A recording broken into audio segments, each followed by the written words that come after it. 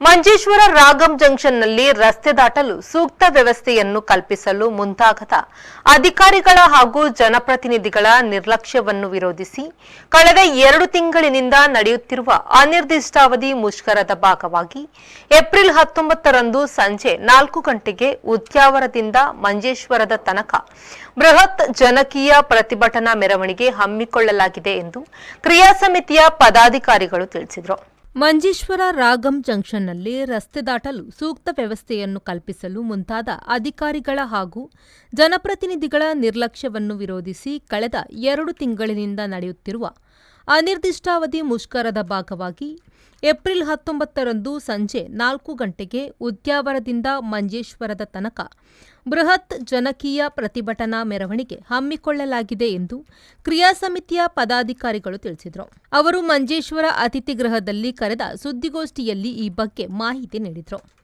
ಷಟ್ಪಥ ರಸ್ತೆ ಕಾಮಗಾರಿ ಆರಂಭವಾಗುವ ಮುನ್ನವೇ ಜನರ ಬೇಡಿಕೆಗೆ ಕಿಂಚಿತ್ತೂ ಬೆಲೆ ಕಲ್ಪಿಸದ ಜನಪ್ರತಿನಿಧಿಗಳ ಹಾಗೂ ಅಧಿಕಾರಿಗಳ ನಿರ್ಲಕ್ಷ್ಯ ನಾಡಿನ ಜನತೆಯ ಪ್ರತಿಭಟನೆಗೆ ಕಾರಣವಾಗಿದ್ದು, ಏಪ್ರಿಲ್ 19ರಂದು ರಾಜಕೀಯ ಜಾತಿ ಮತ ಭೇದವನ್ನು ಮರೆತು ನಡೆಯಲಿರುವ ಬೃಹತ್ ಸಮಾವೇಶ ಇದಕ್ಕೆ ಸಾಕ್ಷಿಯಾಗಲಿರುವುದಾಗಿ ಕ್ರಿಯಾ ಸಮಿತಿ ಪದಾಧಿಕಾರಿಗಳು ತಿಳಿಸಿದರು.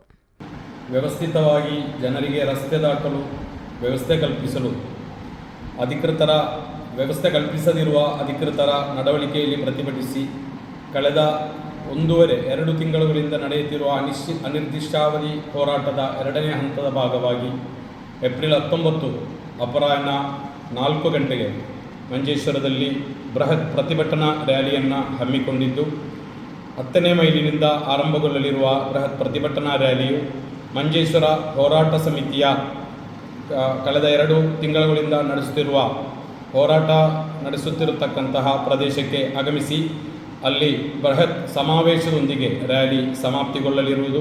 ಅಧಿಕೃತರ ಕಣ್ಣು ತೆರೆಸಲು ಈ ಹೋರಾಟವು ಜನರಿಗೆ ವ್ಯವಸ್ಥಿತವಾಗಿ ರಸ್ತೆ ದಾಟಲು ವ್ಯವಸ್ಥೆ ಕಲ್ಪಿಸಲು ಈ ರ್ಯಾಲಿಯು ಪೂರಕವಾಗಲಿದೆ. ಈ ಕಾರ್ಯಕ್ರಮಕ್ಕೆ ಸಾರ್ವಜನಿಕರು ಹೆಚ್ಚಿನ ಸಂಖ್ಯೆಯಲ್ಲಿ, ಸಹಸ್ರಾರು ಸಂಖ್ಯೆಯಲ್ಲಿ ಭಾಗವಹಿಸಿ ಯಶಸ್ವಿಗೊಳಿಸಿಕೊಡಬೇಕಾಗಿದೆ.